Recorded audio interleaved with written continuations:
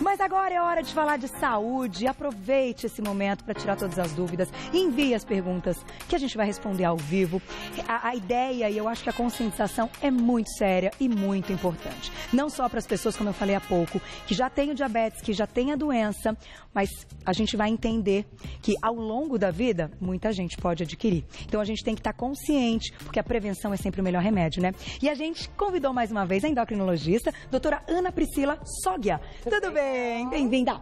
Boa tarde. Olá, prazer tê-la novamente. Obrigada pelo convite. E é importante, inclusive, citar, né, que amanhã, então, essa conscientização, esse combate mundial. São mais de 100 países, doutora, que estão envolvidos nisso. Essa ideia de combater o diabetes, de informar e orientar nesse dia. Isso é uma doença muito frequente, para a gente tentar evitar isso. Até para fazer o off, fui ler alguns dados e tal. Gente, só no Brasil, 1 milhão de crianças. Exato. Porque assim, como assim, né? É alarmante. Alarmante. O Brasil é o 4º país em número de diabetes. Ele só perde para a Índia, para a China e para os Estados Unidos. Então, o número de diabetes é muito grande. A gente tem aproximadamente 12 milhões de pacientes com diabetes.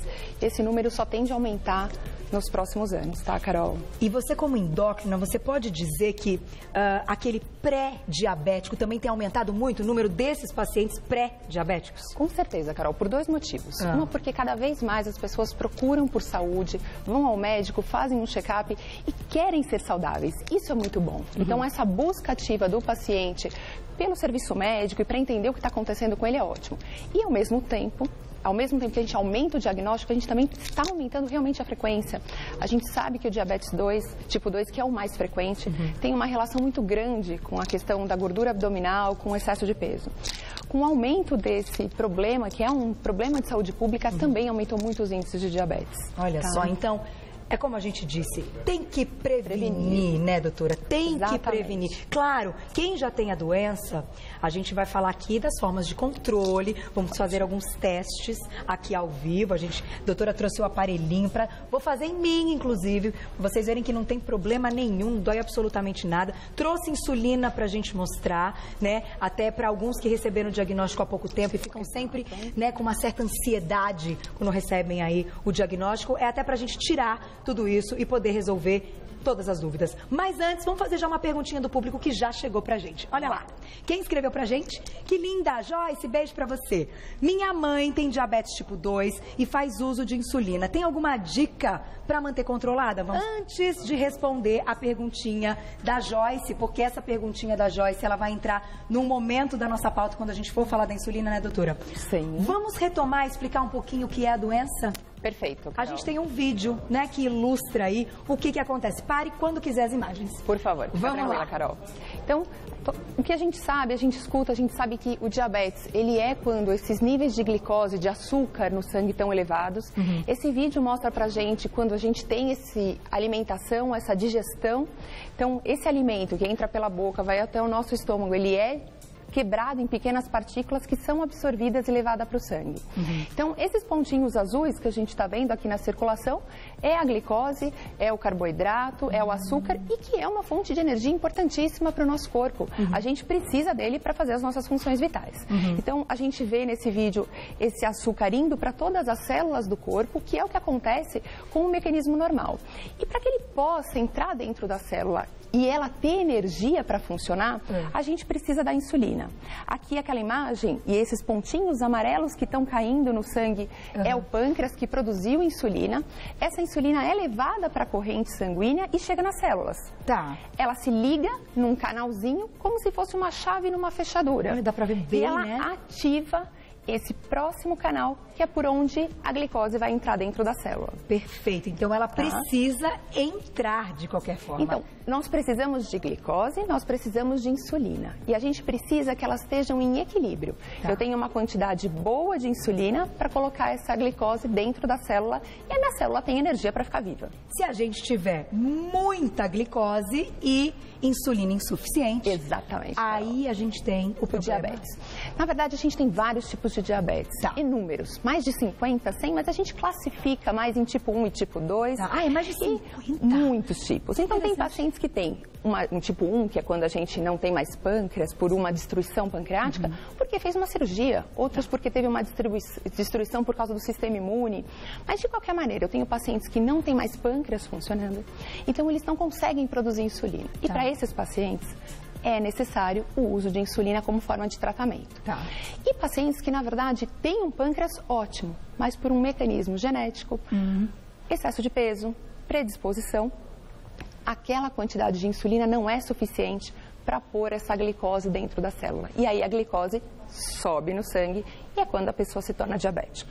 E uma outra pergunta, é possível também que essa pessoa tenha insulina suficiente, glicose ao se alimentar, fontes de carboidrato, açúcares, porém, pode ocorrer algum probleminha nessas chavinhas que a gente viu no vídeo? Perfeito. Então, a Carol até estava comentando comigo que a gente tem vários pacientes que estão em risco que é o pré-diabetes, e a gente também já começou a escutar nas mídias sociais a resistência à insulina. Então, muita gente fala isso, deixou de ser um termo médico e a gente está aprendendo sobre essa doença. O que é isso? Na verdade, esse canalzinho que a gente viu no vídeo, se vocês até quiserem voltar para o telespectador ver... É no final, é a hora que tem ali... Aquela ligação. Tem tipo uma estrelinha abrindo colocando, assim para entrar o pontinho.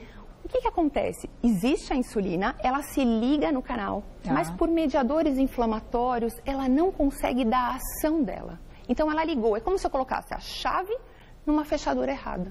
E ela não abre a portinha. E aí não tem como entrar. E aí não tem como entrar. Então tem muitas pessoas que têm glicose normal, então elas não são diabéticas, mas essa insulina está muito alta por causa desse mecanismo que não funciona. Aqui tem uma falha. Exatamente, tá vendo? Esse é o canalzinho por onde a glicose entra na célula. Tá. A insulina se ligou, mas ele não abriu.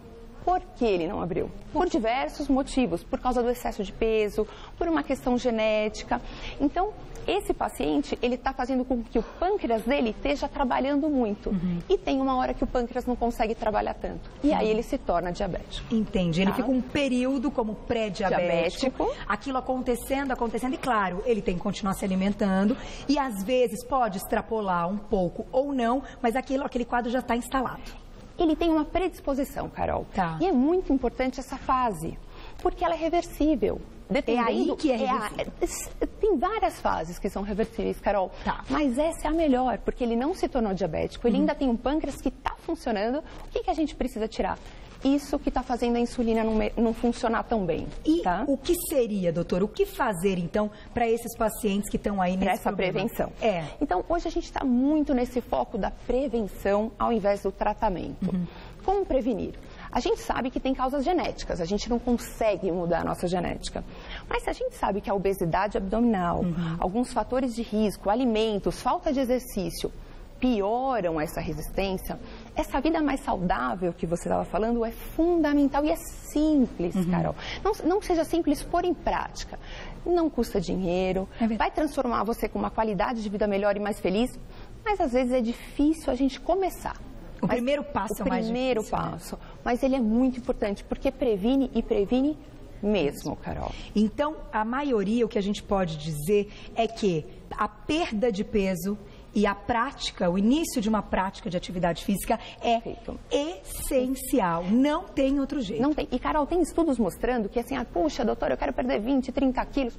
Tem estudos mostrando que 5, 10% de perda de peso, não precisa ser muito, já é o suficiente para reverter tudo isso. Olha que interessante, a gente vai falar de todos esses alimentos, mas a diretora acabou de me contar que tá bombando, que tem pergunta demais. Então vamos colocar a pergunta do público, olha lá. E Joyce, daqui a pouquinho a sua, hein? Olha lá, um beijo pra Anne. Carol, sinto muita fraqueza, tonturas e a minha vista fica embaçada, principalmente quando como doce pão francês. Posso ter diabetes? Obrigada pela pergunta, Anne. E aí, acrescento ainda, doutora, no geral, inclusive na nossa apresentação da escalada, essa pesquisa que eu fiz dizia, é assintomático, mas em que momento o paciente começa a sentir alguma coisa? Porque uma hora alguma coisa muda. É esse caso da Anne? Então, vamos conversar um pouquinho. Um problema do diabetes é que ele realmente é silencioso. Então, a pessoa pode ter 5, 10 anos de diabetes e não sente nada. Olha. Só que durante todo esse período, essa glicose mais alta, ela é tóxica para os vasos, ela é tóxica para as células. E aí podem acontecer as complicações, que a gente sabe que está relacionado com o diabetes. Nesse caso dela, não consigo dizer propriamente dito se ela tem diabetes ou não. Então, procurar um médico e fazer um exame é fundamental para a gente descartar ou confirmar essa doença. Mas são sintomas... São sintomas que estão relacionados, sim, com o diabetes e, geralmente, esses sintomas acontecem quando os valores são extremamente elevados. Quando é 250, 300... O normal de glicemia, até para vocês saberem, é entre 70 e 100 miligramas por decilitro quando a gente colhe um exame de sangue. Tá bom. Em jejum. Lógico que depois que eu vou comer vai dar 110, 120, mas a gente tem uma padronização do jejum. Quando eu tenho 120, 140, 150, eu não sinto nada, mas já é o suficiente para eu ter alguns problemas. Para eu ter esses sintomas, geralmente é acima de 200, 250, então são valores um pouco mais graves. Então, se ela está sentindo isso mesmo, eu recomendo que, por favor, vá no médico, faça o exame para realmente dar uma olhada nisso. Que o exame também, além dos exames de sangue, né, complementares e de toda a consulta. Inclusive, a gente vai ver aí um pouquinho dos sintomas nas imagens, tá? A gente pode fazer o teste. Vamos fazer o teste agora, doutora? Vamos mostrar como é que a gente faz o teste. Daqui a pouquinho mais pergunta do público. E vamos falar também de algo importante, da hipoglicemia. Perfeito. É algo que a gente sempre ouve de um diabético, de alguém que já tenha a doença estabelecida e que fala, mas peraí, a gente pensa, mas se tem tanto açúcar assim no sangue, tem hipoglicemia? Perfeito. E fica aquela questão. A gente vai falar daqui a pouquinho. Mas vamos lá, como é que a gente faz esse exame? Então, vamos lá. Assim, existem muitas campanhas, inclusive, se vocês estiverem passando por algum lugar e tiver a campanha, façam. É muito importante a gente poder fazer esse diagnóstico. Esse aparelhinho é um aparelhinho que a gente chama de glicosímetro. Ele vê a glicose no sangue. O ideal é que ele seja feito em jejum, porque os valores de padronização são para esse momento. Mas, para que a gente faz essas campanhas? Justamente porque se o valor estiver muito alto, a gente já pega o paciente com diabetes. Na Carol, ela não está em jejum. Não estou em jejum, mas eu não almocei. Eu comi aquela... Eu conto o povo da risada, como meu tomatinho, como um ovinho, né? Antes do programa, eu almoço sempre depois, então pode ser que isso dê diferença também. Exatamente. Ai, gente, nunca consegui almoçar antes do programa nesse horário, é difícil pra mim. Não é almoçar e se sentir meio... eu prefiro almoçar depois, né? Olha, então a gente vai fazer na Carol. Carol, é um piquezinho, tá bom? Conheço. Dói nada, gente, dói nada. Ok, um pouquinho, 1, 2, 3 e... Aí. Deu? Sentiu? Ó, então, é uma gotinha de sangue super pequenininha, não dói, não precisa ter medo. Já apitou, né? Pronto. Eu estava contando para a doutora que durante a gravidez eu tive que adquirir o aparelho e tive que fazer porque eu tenho vários policísticos e aumenta o risco, aumento, né? Porque aumenta aquela resistência insulínica. Olha só. Então a gente tem um maior risco na gestação, que é um período que também aumenta mais ainda a resistência. E aí eu não tive, deu tudo certo, mas por precaução minha médica pediu pra gente fazer. Muito bem, veio 104. Então 104. É bem interessante falar isso. O que eu comi no programa, legal. Então aquele valor de 100 é em jejum. Quando não está em jejum, menor do que 140. Então tá perfeito. Ela comeu, ela tem açúcar suficiente para terminar o programa. Meu tomatinho com ovo, tá bom demais. Se os meninos todos querem fazer, daqui a pouquinho vai todo mundo fazer. É isso aí. Então, o limite para uma pessoa logo após a refeição, se ela tiver que medir, é 140. O ideal é que seja menor do que 120 após a refeição, 2 horas após a refeição. Provavelmente, eu não sei se você está 2 horas após o tomatinho, mas assim... Não, ainda não deu. Então entre essas 2 horas, a gente pode ter diversos valores. Certo. O recomendado é, depois de 2 horas, estar menor do que 120, tá bom? Entendi. Mas se tiver menor do que 120, a gente não fala que é diabetes. A gente só fala, opa, peraí, vamos investigar melhor em jejum, então. Tá bom. E abaixo de 70... é a hipoglicemia. Aí é um problema.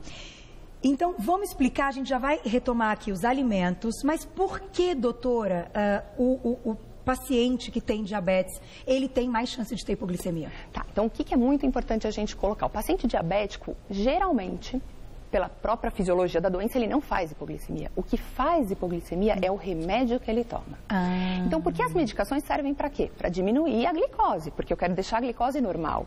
Certo. Então, a partir do momento que ele começa um remédio para diminuir essa glicose, dependendo da dose do remédio, do quanto ele comeu, ou foi um dia que ele andou de muito, fez uma caminhada, teve que fazer uma coisa que não estava na programação. Então, ele gastou mais glicose, mas o remédio abaixa mais ainda. Entendi. Então, os pacientes, muitas vezes, têm muito medo da hipoglicemia, porque dá muito mal-estar. O paciente se sente confuso, tontura, sudorese, e até pode ter alterações neurológicas. Então, às vezes, ela é um limitante do tratamento. Tá. Tanto que, às vezes, as medicações mais novas, insulinas mais novas, eles têm até como proposta diminuir o risco de hipoglicemia para facilitar o controle do paciente diabético sem ter esse efeito colateral do remédio. Agora, quando acontece, ele tem que em seguida comer alguma coisa, não tem outro jeito. Então, todo paciente diabético ele tem que ser orientado. Isso é muito importante para quem usa insulina. Então, está se sentindo mal, suando, o coração acelerou, mede a ponta de dedo, que nem a gente fez agora, veio baixa. Não é para sair comendo, devorando, senão vai ficar alta. Mas é para tomar um copo de água com açúcar, uma fruta, um suco de laranja, qualquer coisa que tenha carboidrato, geralmente líquido, para que essa absorção seja mais rápida, tá bom? Isso é super importante e não pode ficar tendo muita hipoglicemia, porque senão o corpo acostuma.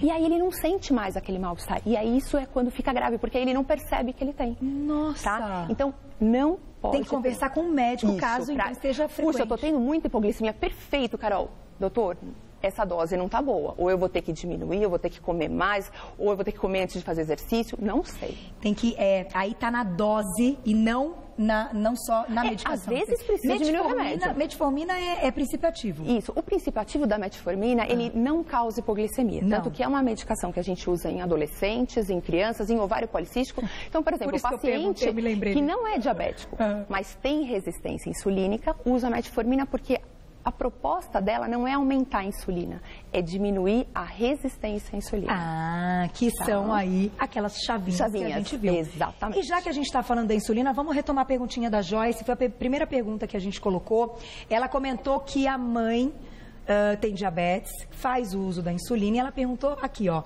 Beijo para você, Joyce. Se tem alguma dica, então, para manter esse controle. E aí a gente aproveita e fala da alimentação também, né? Combinadíssimo, Carol. Então, na verdade, também é muito difícil responder essa pergunta. Precisa ver qual tipo de medicação ela toma, qual tipo de insulina que ela faz uso. Mas o que é importante? Primeiro, um acompanhamento médico. Tá? É muito importante que o médico oriente, que a gente não deixe de ir, que a gente faça a ponta de dedo, veja se está bom ou não, mesmo se a gente não tiver com sintoma. 2, ter uma alimentação saudável e ajustar a dose para aquilo. Então, uma dica que a gente fala muito, para pacientes que são diabéticos e usam insulina e tem pouca reserva do pâncreas, mesmo sendo 1 ou tipo 2, existe uma nova modalidade de usar a insulina que se chama contagem de carboidrato. Como que funciona isso? Porque se eu for usar uma quantidade de insulina e um dia eu comer um pãozinho e outro dia eu tomar um chá, concorda que não vai dar certo? Porque ele tem quantidade de açúcar diferente nos alimentos. Desequilibra, né? Desequilibra. No dia que eu apliquei chá, vai cair demais. Ou no dia que eu comi pãozinho, vai subir muito. Então, hoje, para pacientes que fazem uso de insulina, ou a insulina que é aquela basal, que é aquela que dura o dia inteiro, ou aquela que usa só para refeição, a gente recomenda uma contagem de carboidrato. O que é isso? Ele vai olhar o que ele vai comer, ele vai ver o quanto tem de açúcar e vai usar a insulina para aquilo que ele está comendo. E com isso ele tem mais liberdade. No dia que ele quiser comer uma macarronada, ele come, não vai subir. E no dia que ele estiver mal, quiser comer só uma sopinha, ele usa menos e também vai ficar bem. E não quer dizer que todos os dias ele vai poder comer macarronada. Exatamente. Boa, Carol. Furar todo dia. Adorei. Mas a ideia é que ele possa ter mais liberdade sem ter risco de hipoglicemia ou de hiperglicemia. Olha que bacana. Então, eu acho isso importante, até porque a pessoa que já tem aí o diagnóstico e pré-diabéticos que estão, como você disse, naquele momento, que é o momento mais importante para não se tornarem diabéticos, verem que existe uma luz, que não é que a vida vai acabar, nunca, que é Carol. possível sair, de repente, o dia que quiser comer um doce, dá para comer um docinho. Vida normal. Vida normal. É só ter esse equilíbrio também na hora de escolher. Essa conscientização. Eu acho que a orientação do médico para o paciente ela é muito importante. Eu tenho muito paciente diabético tipo 1 que chega no consultório e não faz contagem. Poxa, tem que fazer. Então, assim, procure seu médico, pergunte para ele. É muito importante essas novas modalidades de tratamento para poder facilitar esse controle. Muito bom, doutora. Agora a gente vai falar um pouquinho de alguns alimentos que fica aquela questão, será que pode comer? Fruta é tão gostoso. E normalmente os que estão ali nessa contagem de carboidrato, mesmo preocupados com essa glicemia, ficam na dúvida, será que pode essa fruta? O quanto eu posso comer? Vamos colocar na tela então, olha lá. que delícia! Ai, é muito lindo, é muito bom. Isso aqui é alimento de verdade, só que, no caso dos diabéticos, tem que ter um controle, doutora? Sim, então, por muito tempo, a gente aprendeu, há 10, 20 anos atrás, que fruta é super saudável, é o conceito que a gente tem e é super saudável. Mas tanto para pacientes diabéticos como não diabéticos, é importante a gente ver a quantidade, não só a questão da qualidade. Fruta é bom e deve ser consumida, mas com uma certa olhar para o quanto eu estou comendo. Por quê? Nos últimos anos, a gente sabe que na fruta tem a frutose, que vai ser transformada em glicose, que é o açúcar no sangue. Então, mesmo se eu não for diabético, comer muita fruta, sem me exercitar, às vezes eu posso estar sobrecarregando o meu pâncreas. Como se fosse um docinho. Como se fosse um docinho. É para comer fruta. Então eu não começo a comer 2 frutas, eu como um chocolatinho. Não, é para comer fruta. A fruta tem muito mais nutrientes, vitaminas. Com certeza, é natural, então a gente deve fazer isso. Mas para o paciente diabético hoje, a gente limita, se possível, para 3 frutas por dia, 4 no máximo. E quais são as principais que a gente tem que ter essa atenção? Então, hoje a gente vê muito uma questão que a gente chama de índice glicêmico. Que é isso? Até se vocês quiserem colocar o gráfico. O gráfico já está aí? Eu acho que é interessante. Vamos colocar o gráfico, a gente fala das frutas com ele. Isso. O que acontece? Quando eu como, a gente não viu no videozinho que essa glicose, ela é absorvida. Tem coisas que são absorvidas mais rápido, então eu faço um pico de glicose no sangue, um pico de açúcar. E outras que vão sendo absorvidas mais lentamente. As frutas são assim. Tem algumas que vão fazer um pico, tipo uva, melancia, a manga é tão gostosa. E a banana? Então, mas na verdade, Carol, não é proibido. A gente pode escolher, poxa, então eu vou comer mais uma maçã, mais um abacaxi, mas de vez em quando eu posso comer uma melancia? Posso. E isso vai depender muito da quantidade de fibra. Então, quanto mais fibra tem não só a fruta, mas os outros alimentos, menor é esse índice glicêmico. Então, para diabéticos, existe uma preferência que sejam comidas de baixo índice glicêmico, mas tudo está liberado, com cuidado e com limite. Com equilíbrio, eu achei isso importantíssimo. Então, pensando agora em alimentos em geral, não só nas frutas, quando a gente fala de fibras, a gente fala dos cereais integrais, das cascas, né? E também daqueles segredinhos, a gente aprendeu aqui, já é muito na culinária. A gente vai fazer um bolo, coloca uma castanha que ela dá uma quebrada no índice glicêmico. É isso, doutor? Exatamente. Então, para o diabético, é muito melhor ele comer um pão integral que um pão francês. Ai, mas eu adoro pão francês, perfeito. E não pode 1, 2 vezes por semana ser o pão francês, mas a rotina do dia a dia tente trocar pelo integral. Por quê? Porque ele realmente é mais saudável. E aí eu ressalto aqui, não só para o diabético, para a gente também. Sem dúvida. Para também não correr o risco de se tornar um pré-diabético e de sobrecarregar o nosso pâncreas. Doutora, tem aí alguns pontos que a gente ainda precisa falar. Atividade física. Tá bom. Ela é essencial.